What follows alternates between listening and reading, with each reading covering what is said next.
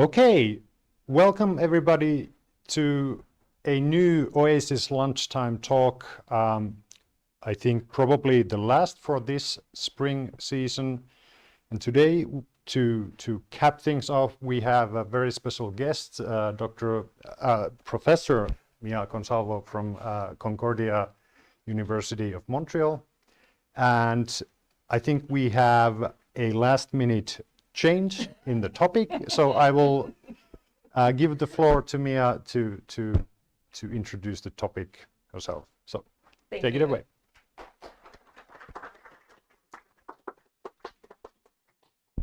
Thank you. Yeah, the original title was The Future of Media Studies is Game Studies, and so maybe I will just say, and since it is game studies, this is what I want to talk about. A project that is still going on, probably, well, not literally as we speak, because my grad students are probably sleeping right now, but this is a project I've been working on off and on for the past few years, and has sort of become a full-time thing. So I'll tell you more about Stream Evil, the RCG, not RPG. RCG stands for the Research Creation Game. And first of all, if you don't know, what is research creation? It's a term that's used a lot in Canadian research. You might know it as critical making or arts-based research. And the idea behind games-based research creation, at least, there are a few different ways that people employ it or use it. One is innovating in design. So folks who are interested in the design space for games and new things to create, you know, experimenting with like interfaces. We have a lot of folks at Concordia who are interested in like non-digital controllers, you know, like using a blanket with sensors as the controller for a game, for example, or using like a cook pot and a mixing spoon or something like that. Research informing design, so like interviewing players to make better games, but then also games designed for research. So games where you might use the game itself as a way of doing research. Either the game itself is collecting data that you can then analyze and write about, or potentially the game is a way of doing research where people play the game and you either interview them afterwards about it, or you observe them playing and something is learned about the process. And it may not be about games themselves. For example, like some of my past students have created games about like elections, like Canadian elections and the process and political parties. And part of the gameplay itself is about simulating an election, and you're playing and gathering notes and data while people are playing to see like how people react to different events or possibilities. So those are some of the ways that games are used with research creation. And this was not something that I had gone into thinking about doing with this project. It kind of arose from some more traditional research that I was doing. So there are like a few different strands of that past research I'm just going to take you briefly through to get to what led to the game itself. So for a while now, I've been really interested in players and how they think about games that have moral and ethical dilemmas within them. And so a while back now, almost 10 years, I guess, I did a study where we interviewed players who enjoyed games like Skyrim and Dragon Age and Mass Effect, those types of things, you know, like, why do you play these types of games? What types of choices do you make? How do you think about those choices? You know, and lots of other scholars have done this kind of work before. But some of the things that I found, or that we found with the research, is not every player, but sort of a large majority really wanted to play like as the hero. They wanted to be, you know, like the star of the story. And many of them had a difficult time being evil or bad. Sometimes they would do that on a second playthrough, but even for some of those players, they said, like, I would try to play evil, but I still couldn't do it. So there was this gravitation towards playing as good. And some of that was linked to a justification for violence or morally ambiguous acts. But even for the people who were playing evil or occasionally chose like the evil or the selfish option, there was this sense that like I wanted, you know, like some reasoning some justification for what I was doing. And they wanted, I put wanted in with a star here, because they want consequences for decisions to be taken, for the decisions that, that they take. But at the same time, like, there's this sense of, but what about that path not taken, right? There's still that sense of, with a game, I don't want to do something that's going to let me miss an important action, or, like, what about this other option? Which is why also we've seen an increase in games where you have that rewind mechanic, like the Life is Strange series. They're also shorter, so you can do multiple playthroughs, but it's also encouraging you to take these different paths, which addresses some of the dilemmas we found with players who play the longer games. If a game is going to take you 60 hours of time, it's only a very small percentage of people who will play through the entire thing once, let alone multiple times. And, if you play these games on consoles, you can easily see, if you look at, like trophies or achievements, like how very few people actually, get the achievement for finishing the game. So that's one strand of the early research that I was doing. And I never started my timer. Okay. I also did some research on tandem play, and this is a couch co-op. So basically not a multiplayer game that you're playing together, but people who are playing a single player game taking turns in some way. And, this is often linked with childhood, siblings, cousins, neighbors. You have that single player game, maybe it's a Mario game or whatever, a Zelda game, but you're taking turns either, like, you play until your character dies and then the next person gets the controller, or you work something out, or you beat each other up to take the controller, whatever it is. But like, that's an early form of tandem play, but people do tend to continue onward, sometimes as friends or even romantic partners, like they're playing a game together. And I've also had some grad students investigate what that together means, because sometimes it's not as literal as just who controls the controller, but sometimes people will have like one person hold the controller and the other one, for example, is making the decisions, like when you come to an important decision point, or they are providing like the support role of they're looking things up, they're checking the map, they're doing the background research, but they both consider it playing the game together. And this is something that, for some people is a very enjoyable form of play. And you even see it replicated now a little bit with streams on sites like Twitch, where especially if you have a small audience, and small can be relative to depending on the streamer, but if you have a streamer who's very engaged with their audience, their chat, however they call the folks who are watching, some folks will actively engage with their audience, and stop at a decision point and say, like, what should I do? And maybe take a vote or listen to people or ask for directions or, engage with the audience. And some of the research I did more recently on streaming in games suggests that, for some people, this is a very enjoyable type of play. It's a way to play with or alongside other folks. For some of them, when we interviewed them for the streaming book, Mark, Andre, and I found that for some folks, it reminds them of like playing as kids, like with their siblings or their family. And so this is a type of play that we found replicated across various platforms. And one thing that really kind of stood out in one particular case that led me to want to investigate further was when we had friends play together in a single player game.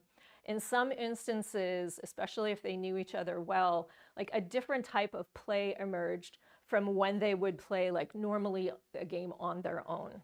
And this was a type of play, I mean, to say it sounds a little strange, but it was more playful. Like they made different kinds of choices than they would normally take. They tried to play as like evil if they normally played as good, or they like kind of broke the rules. They didn't like follow the objectives. They tried to like kill their character in every possible way that they could, or be as outlandish as possible, right? So being with another person, or potentially, like an audience that was with you, maybe led you to try a different type of play style.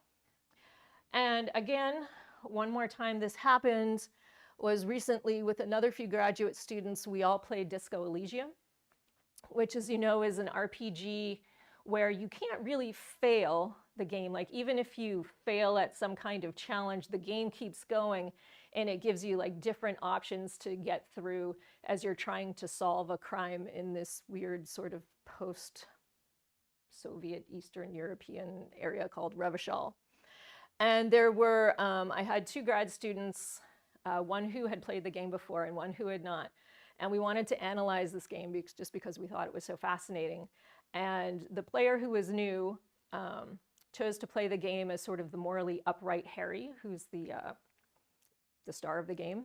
And that was Rob. And Jules and I had played before, and we tried to do an evil playthrough, which, if you've played, you know is a little strange because there isn't really like an evil option available. Like, you have sort of, there are political ideologies you can follow, like fascism and communism, but that doesn't really change the play style, just some of the information that you get. And so Jules decided, for example, to play as, he was like a selfish person as opposed to, you know, like a helpful Harry. And I decided I was going to be the loud and obnoxious Harry. He was superstar Harry. And what I found, in addition to this being in the beginning like very uncomfortable for me, like went against like all my normal, you know, like play routines, was that it also kind of agitated me from like a gendered perspective. If you read the research about like gendered ways of communicating, a male way of communicating, like men are more likely to think that being boastful or like bragging about your accomplishments will make people like you more than women do.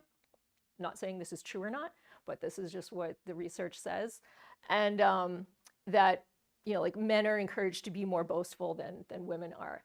And I found that this was actually like, I had the same kind of sense of like, I was very uncomfortable being boastful in this role. However, the more I did it in the game, the more I started to enjoy it. And I was like, maybe I should be more boastful and direct in my communication. I have not turned that corner yet. Oh. But I thought, you know, like playing another play style, exploring these different options can lead to some interesting insights. And are there ways, and play can be like a safe way to do it, you know, are there ways to encourage people to maybe take these, you know, different turns? There are also times like when play breaks down.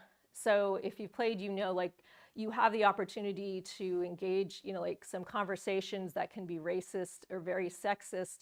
And we had tried those and kind of all discovered that like it destroyed the play element of the game entirely for us. At that point, we were no longer enjoying things. And so like, is there a boundary where you can push things and maybe it's interesting or useful? And is there a point where it totally falls apart? So that's like all the background that led to these questions. You know, could we create a situation where we're encouraged to play in a different way? And how could this be interesting, and not just interesting, you know, we don't want it to be a painful experience. Could it be fun in some way? And also, how can we simulate tandem play? Because that seemed to be a space where people were kind of gently or, you know, playfully encouraging each other to take those turns, right? You had somebody supporting you in those different actions that you were taking. And so a research creation project was born. And we thought, well, this is two graduate students, Justin, Meg, and I at this point. You know, how could we think about this? And the obvious answer to us, at least, seemed to be, let's simulate a person streaming their gameplay, right? It seemed easier than simulating another person on the couch next to you. And there are a few games that kind of take this role. There's like one, it's like Game Streamer. This is like, oh gosh, I forget the name of it. It's like Crazy Streamer Overload, where you're this sort of person who's this anime character and you're streaming too much and you eventually have a breakdown. But we were looking at these games for inspiration, you know, like, are they showing a person playing a game? and streaming, like what kinds of things unfold, and how does it work? How does the interface work even? And these are our bold designs as we started going, because you're thinking about if you're creating a game, this is the game within a game. We have a game, we have, like a game that you're playing that's encouraging you maybe to do different things, or, is it your chat that's encouraging you to do different things? We started to distinguish between, okay, so if we have these multiple layers, we started referring to them as the micro game and the macro game. And so the micro game, okay, this is the macro game here. This is an early mock-up in Twine, where you're streaming a game, you have your chat, and you maybe have other characters, in your life that you're talking with. And how are you going to do that? Well, we thought, well, maybe by, like Discord or some other elements, so that everything is kind of contained on one stream. So, you're streaming, you're at the end of it, you check the time, your camera's still recording, you check the time, you check your chat. Like, how would that go? So that's, the wrapper around the micro game. So then you need this micro game where, all right, you need a game with moral choices so that you can, have people choose like different ways of playing the game. Is it fantasy? Is it sci-fi? Is it something else? Like what are the plot points? What are the choices? So we were playing around with these things. And we started a little bit, but we didn't really have enough people. And then like people graduated and the project was kind of iced and put on hold for a while, as we all do with academic projects. And then a year ago, a new team was born. Justin came back, and then we added Josh and Jules. And then a year ago, we brought in Beck. I will just say, don't ever do a project with a Justin, Josh, and Jules. And they still make fun of me. Oh, and even better, Justin and Jules are roommates. And they both have Discord names that are not like their real names. So I've had conversations sometimes early in the morning with one that I thought was the other one, and then they make fun of me for the rest of the day about it. So thank you very much. But this is the current team that's been working on it now for 2 years. They've all been active in the project, and kind of what I'm going to talk about going forward is really all of their work, because they've done amazing work. And I'm just the person who like writes the checks and meets and is like, looks and sounds great, but we have a deadline, so you have to cut something. I'm the crusher of dreams going forward. I'm the one who's like, we don't have time for that. We don't have scope for that. And they're like, but it'll be so great. And I'm like, I know, but right, like you want to graduate, we have a budget. But they've all done a bunch of work on the project. I'll try and highlight who's done what here, but really they're all super. So the team got together. We worked with, it wasn't a new platform for most of us, but we moved away from Twine because Twine was text-based and it would have been too hard to make all the changes we wanted to. So we brought in RenPy, which, if you know it, is mostly used for visual novels, but at least allows for visuals. You can bring in sound and interaction. It's really built as like for choice-making games. So it seemed like a good thing at the time. It's based on Python, and so it has the benefit of it has like basic templates for games where you can have variables and choices and track them, but you can also expand things like via Python to make things more complex. And people have definitely done that with the projects, and it's used pretty widely. And as you can see, we kind of, or they really kind of went crazy. And I'm going to walk you through next just some screenshots from the game and give you a little bit of the story, and then end with like some questions and a few very early findings from our prototype, because we're not finished yet. We've finished, like, there are 4 chapters or vignettes. 2 are largely done and 2 are in development right now. So the basic elements remain the same. There is still a micro and a macro game. The micro, or the game within, is this game here, which is called Oakley 2, Settle the Score. And you were not streaming on on Twitch, you were on Flinch. And so this is you as a streamer, or me. This is Leia here, and she is live. The game here, Oakley 2, Settle the Score, is within the main screen box. So, you know, it's simulating like a Twitch stream pretty well. And this is just like a few screens into the game where it's still giving you a little bit of tutorial, as you can see. So you have your chat on the right. The yellow box simulates when you're given an option to interact with your chat. And there are different things that you can do. Sometimes, you know, like they've asked a question, you can answer it, or somebody has mentioned something and you can add a further element. You can choose to ignore those if you want and just focus on the game, but you can interact with the chat. And the game, let's see. All right. In the middle here, behind the choices, that's Mac. Mac is a robot that you have stolen from Big Corporation. That's its name.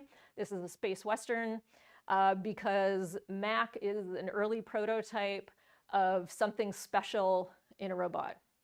And I'm not even sure if we know what the specialness is yet. It's like revealed in the final scene. The writers are still writing. So they have ideas, but they haven't told me yet what the special thing is yet.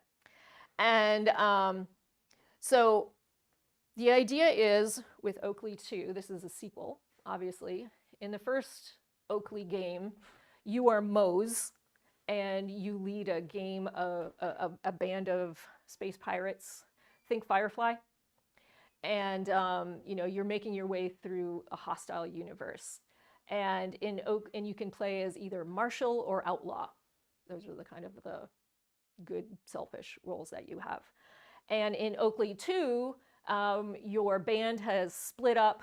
Amma, the prior leader, has gone to work for Big Corp, so she's now turned evil.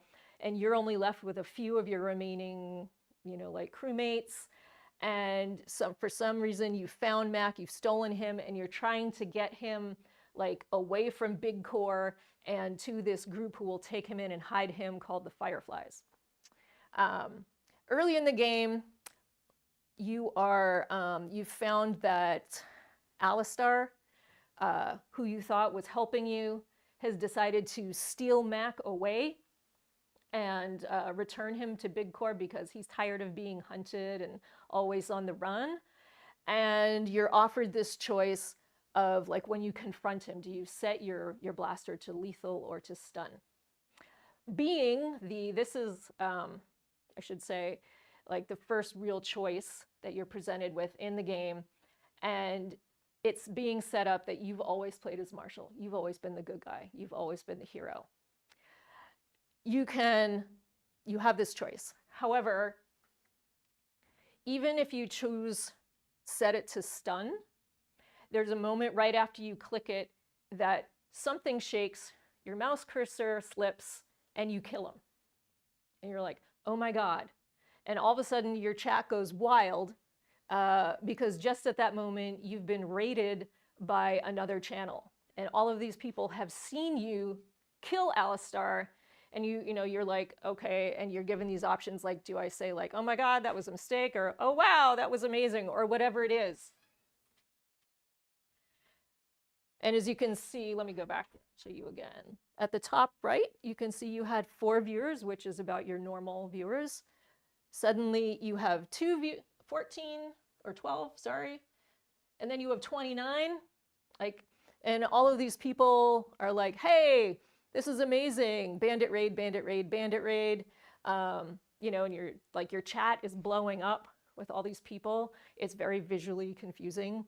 And the game is continued on, but you've suddenly killed this person that maybe you only intended to stun. And so you're like, what's going on? You find out it's a raid. There's a choice. You killed him, right? Your view count's up to 37. And at this point, the chat is not only going crazy, you know, they're like, wow, this is amazing because the stream that we just saw from 8-Bit Bandit, they played Marshall, right? And the chat is like, everybody plays Marshall. You know, like, oh, it's so fun to see somebody kill Alistar, because like Alistar was part of the crew, and like, it's like, this is really cool. Like, this is going to be a fun stream to watch. And you're just like, I don't know how I feel about this. You shut down Flinch. You go to Looped. You're chatting with Jesse, who is your mod. You know, you're like, hey, what's going on? And they're like, you hit 35 viewers. And Jesse is saying she's a mid-tier streamer. She was streaming this day 1-2. It's the first day of release. Lucky for us. Continuing on, oh my God, that moment when you killed Alistar, even though you didn't mean to do it, it really got the chat going. And in this part of the game, you're given options down here. You can't type whatever you want, but there are varieties of like, oh, I meant to do it, you know, like, oh, I felt really bad, or hey, it felt kind of good, or I'm not sure how I feel about it. And Jesse reacts accordingly, you know, and they're saying chat was eating it up. You know, they feasted on it. I guess 8-Bit Bandit went the Marshall route. There's a Blue It thread, and apparently 95% of people stunned Alistar.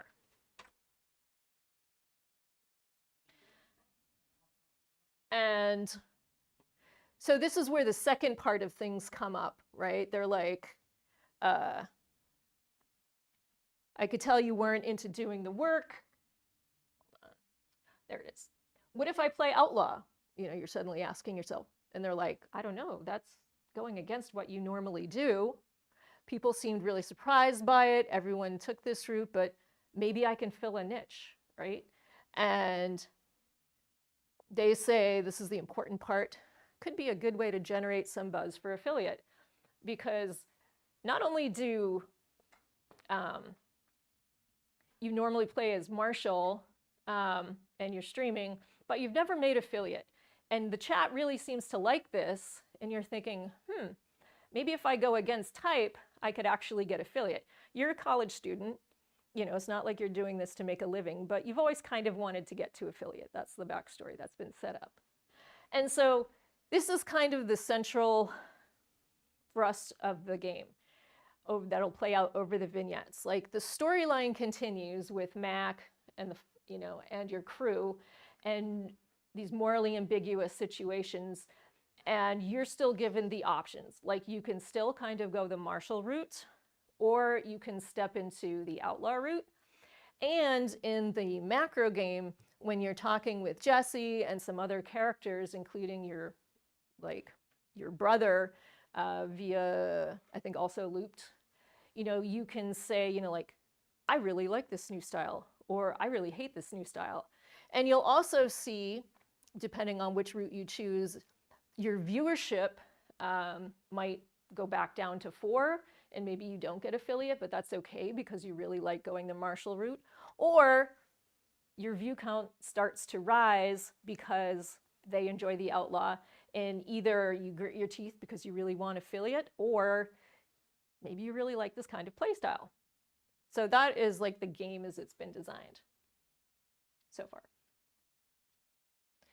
And so these are some of the questions that we've been focusing on as we've been working on it. I would say also, in retrospect, having a micro and a macro game is really hard to do. Even just talking about them in development has been ridiculous. You know, it's like, which part are we talking about here? And we tried to rename them at some point, and it never worked. They've remained the micro and the macro game to this day. But the question is, you know, like, what even is the macro game? The micro game, the Oakley 2, is understandable as like a space western with choices where you're trying to like kidnap this robot and, you know, take it to a sanctuary. But what is the micro game? You know, how do you win it? Do you lose it? You know, like, what does it mean to win or lose? Are you chatting with folks? Are there elements of challenge to it? Or is it just a series of conversations and decisions? So, you know, like, that's, you know, like, been part of our thinking. Should we punish the player for sticking with the Marshall playthrough, right? Like, is there something bad that might happen? Or, is it just you don't get affiliate? Should we make them feel bad about that? Or is that, like they've stuck to what they feel comfortable with and that's totally cool? It's been really kind of interesting to push RenPy as far as it did. We have like multiple screens going there. The chat streams, it's constantly being updated. There are interaction options with the chat. There are interaction objects with Oakley 2, the micro game. And then it switches and you have the looped interface, or you'll also see the Bluet interface. So, dealing with all of these things with RenPy has been really interesting. And then also, there are the challenges of thinking about the game design itself, but also remembering to bring in these parameters of what are we interested in researching? Like how are we making sure that tandem play is represented as a concept? How are we thinking about, like ethical choices? And we want to make them kind of prominent, but not too obvious. It's not, we don't want it to be, do you kick the kitten or save the kitten, right? Like you need a little bit of, distinction there. And so like I said, we have chapters 1 and 2 largely done. They take about an hour to play through, and we just did a play test. I think there were 7 people. And these are the questions that were driving the play test. And again, at this point, I was really busy with some other RA projects that I had. And I came back, and Beck, who's like the producer for the project, had this document that she sent to me. And these were all theirs. So I was like, you people are my dream team. I like, A, never want you to graduate because I want you to stick around, but B, you're too smart. You have to graduate so you can go out into the world. But these are the questions that were driving their playtest. How do players interpret and respond to the presence of a simulated chat during the gameplay? Spoiler, they loved it. How does the presence of the chat influence players' moral decisions or play style? So within that chat, it's not just random chat that we created.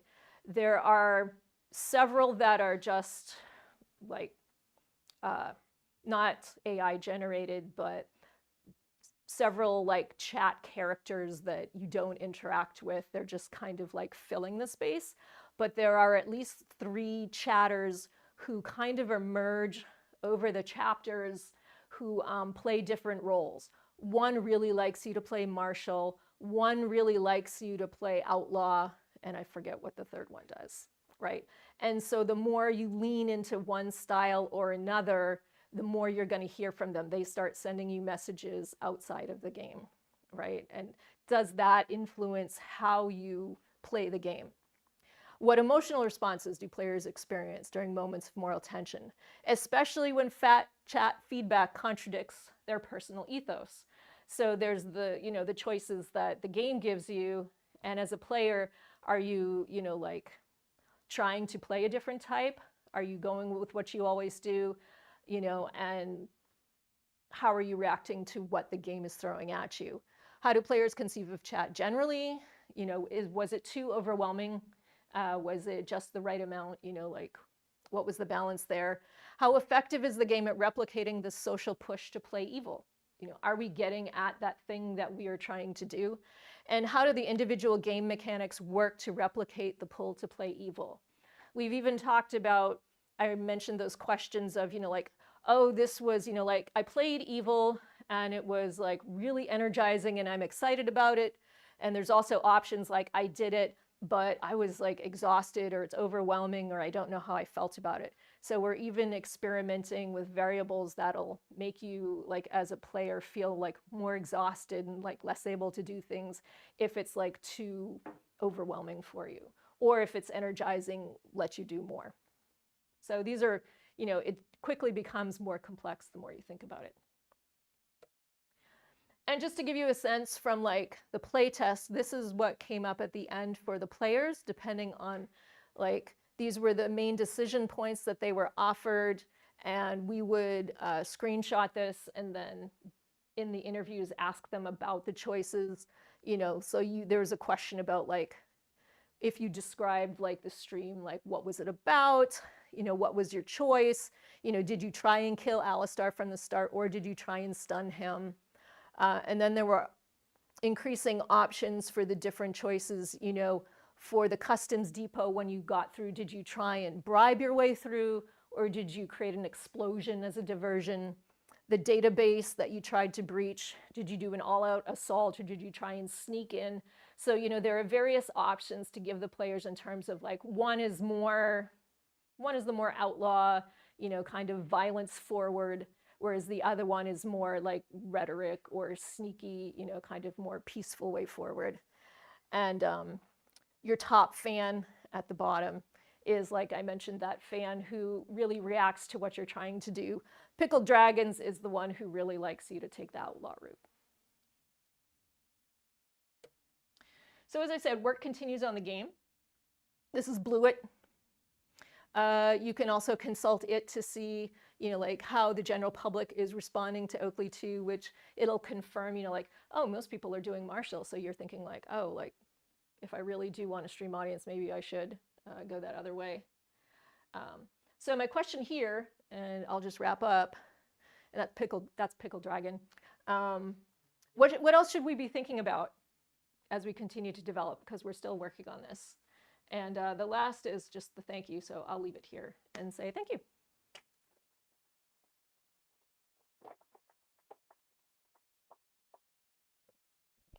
Thank you so much for the interesting talk and presenting this interesting project. So many layers. Yeah. If you would Twitch stream this game and then also have sort of DMs from Twitch watchers, it would be kind of like crazy. Yes. Actually, I should mention Justin, one of the team members. He streams on Twitch. So we're actually going to have him stream the game. Yeah. So yeah, we're like layers and layers and layers. Yeah. Makes me think of something like Cronenberg's Existence or Charlie Kaufman's Synecdoche, New York. Any immediate questions? Yes. Thank you very much, Mia, for this fascinating talk. Could you tell us a bit more about the playtest methodology? Because you were paying attention and gaining insights on so many different things in the play experience. So can you share a bit more on that? So for the playtests, these were mostly graduate students who did game studies or game design. So this was not like a general public playtest at this point. So we prepared, like I said, chapters 1 and 2 were self-contained, and we set up a time in the lab where they came in and they played the game on a laptop. We silently observed them, just kind of sitting nearby and not really looking closely. I mean, sometimes people would keep an eye on them to see, like first, like if something went wrong or if they looked confused or got stuck. That didn't seem to happen. Or if they had any especially strong reactions. But then mostly at the end, we had them do the screenshot, and then it was a series of questions based off of the questions that I showed you here. We recorded those, and then Beck went through them all to gather, like commonalities. And, like we were looking at this point in terms of like, does the story make sense? Are there things we need to fix? Did people get bored? Was it too overwhelming? Was there the right level of like excitement? Did the story like make sense? Did the options feel like reasonable? Those kinds of things. Thank you. Sure.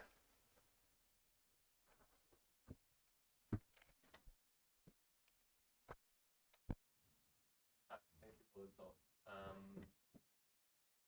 I guess I'm trying to put this thought into words because when I think about sound and play, I think all the things that you mentioned. I had a great time recently playing Return of the Obra Dinn with my roommates, and there's an element of that relationship that is very emergent and it's very much spontaneous and there's a negotiation there, but like the result is kind of works in that way. And so I was interested in seeing the there is a very strong element here when you're presenting the story that the character has a very strong extrinsic motivation to actually go the outcome, right? Because it might get them viewership and then it might get them affiliated.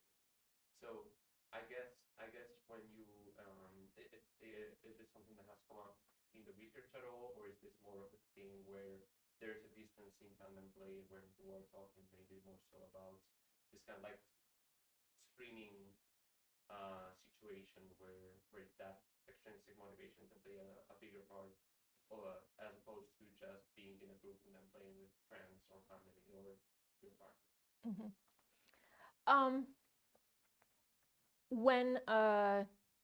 When we did the original tandem play research, at first it was just couch co-op, people live together playing. I forget. It was probably even Skyrim or something like that, and so that was just. There was nothing else beyond, and we didn't ask them to do anything in particular other than just play the game together.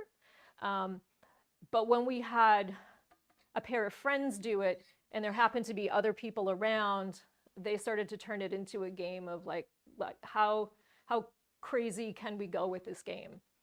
And we did another study after that where people were playing a game on Twitch, and without giving them any instructions, we noticed they would do things like narrate their gameplay.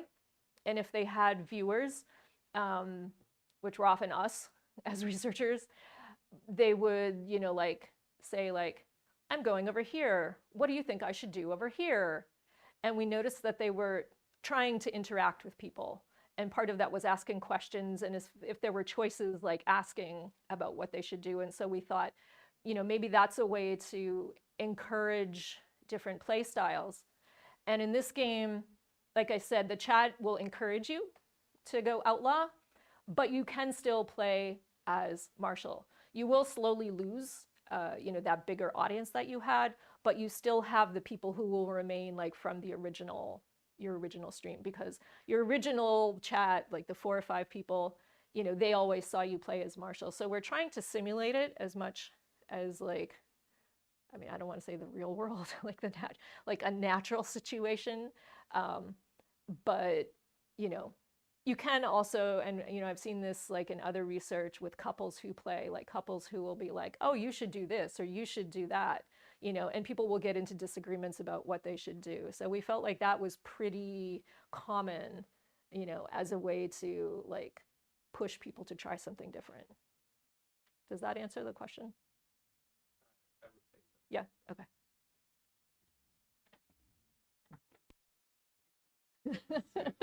So in case we might have like a problem with this mic, so if you can just repeat the question sure. that Yeah. comes Okay. through the. So we have one question from the chat. Yes, Johanna Koljonen, and please do confirm if we're reading the question and you can listen it. Says, I might have missed something, but are you assuming that the player character who is playing the in-fiction game straightforwardly represents the player? Do you instruct them to play as themselves? Yeah. Did they hear that, or should I repeat it? I feel like it's working, but Yeah. Okay. They asked if, what instructions do we give the person who sits down to play the game? And the answer is, we don't give them any instructions. We don't say, play as yourself, or here's your role. This was something we talked about, like, do we give and here's again where it gets confusing, right? Which player are we talking about? Like the player within Oakley, the player within Stream Evil, you as a player. But we decided to keep it very open in terms of you give yourself at the very beginning. They say, what is your streamer name? And for Flinch, and then what is your real name? Like you can give yourself for looped, for your Discord discussions, but we don't give you any backstory other than that the character within the game is a university student, has played as Marshall in the past, has a brother. That's about it.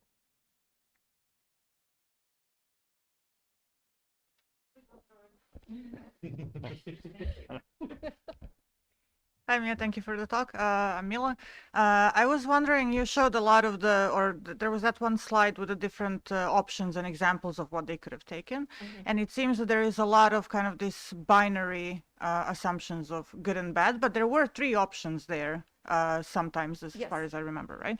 So have you considered kind of analyzing it in a way that acknowledges kind of like RPG, chaotic and lawful, good and bad, or evil, whatever. But also, then do you expect to find some typologies in how they select different things? Because that's maybe kind of what I would expect to Right. emerge from the Um, playtest. Yeah, so in terms of, so the question was about, like, are we gonna find a typology or go beyond a binary of like good and evil? Because there's a micro and a macro, there's already 2 layers, of what we're looking for.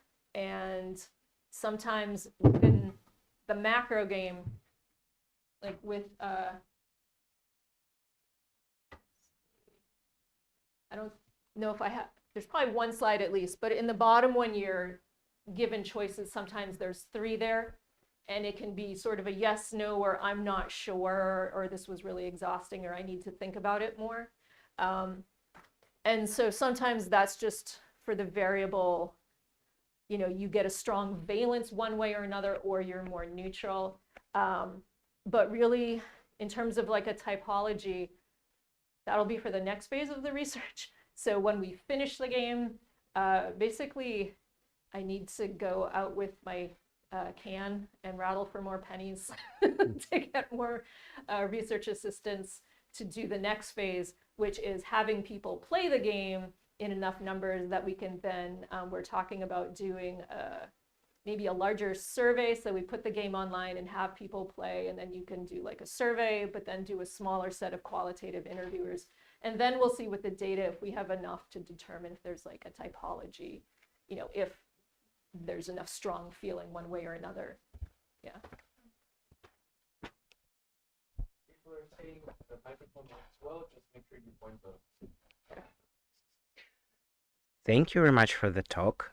When you mentioned the audience, like the people that go for the streamer in the game, and the presence of like stable, small niche audience that was there, I started wondering, do you have, or are you planning maybe to put some kind of points towards where the main character's relationship or something like that with the main like small audience goes? Why I'm thinking about it is that from the experience of being a very niche streamer and knowing niche streamers, less players, there is a group of people who work more on that small but stable audience, and that is a kind of like friendship-like relations when the opinion of those small audiences feels way more important, so might affect choices more than thoughts of those like bigger but newer audience who might go for this game and then disappear forever. And same goes with tandem playing, when I could think more of what my friends would think of my choices when I stream to them via Discord, versus like some random people watching me play would think of my choice, or like what I should not do rather than what I should do. So do you have this aspect in the game, or if not, are you planning to have it? Yes, thank you, Mark. Those are really great points. So I don't think I have the screenshot here, but there's a character, this is Jesse, your mod, who remains neutral throughout the game. They support you no matter what decisions you make. Also on Looped, you chat with your brother, Elliot, your younger brother who's still in high school back home. And as the relationship, as the game develops, it tells you, like you used to play tandem play with Elliot, like that's your memory. You played the original Outlaw together with him. and you always played Marshall. And so Elliot is the one who is kind of pushing you in terms of like, hey, you're playing different. Why are you doing that? Have you gone evil? How do you feel about that? You know, and you can say like, oh, I'm just doing it for the audience because I really want to get ahead. Or you can say, you know, like, I'm trying it and I'm actually having fun. So he's your stable relationship, you know, that you can you can bounce ideas off of. And your original chat largely stays supportive, but you reminded me I need to check with the writing team because they keep coming up with more ideas, and I want to see if they have some of your original chat disappear or express. Some of them do express a little disappointment early on, you know, if you go outlaw, but do they disappear or not? You know, do you forsake them just for the new flashy people? So yeah, it's a good thing to keep in mind. And also, as I mentioned, Justin has streamed and he has kind of a small, stable audience. So he's been helpful in bringing in those concerns as we write those sections. We have another question from the online chat. Yaka Pirunoilia says, do you have plans to simulate the monetary aspect of streaming? For example, how viewers can donate or buy subs in Twitch and how that would influence the gameplay choices? No, we will not be dealing with the money because we already have way too many layers as it is. Maybe Justin, I don't know if Justin has affiliate or not. You know, when he streams the game, maybe he can, you know, ask for donations. And maybe that's how we can fund the research going forward. Thank you. This is genius. We can crowdsource it.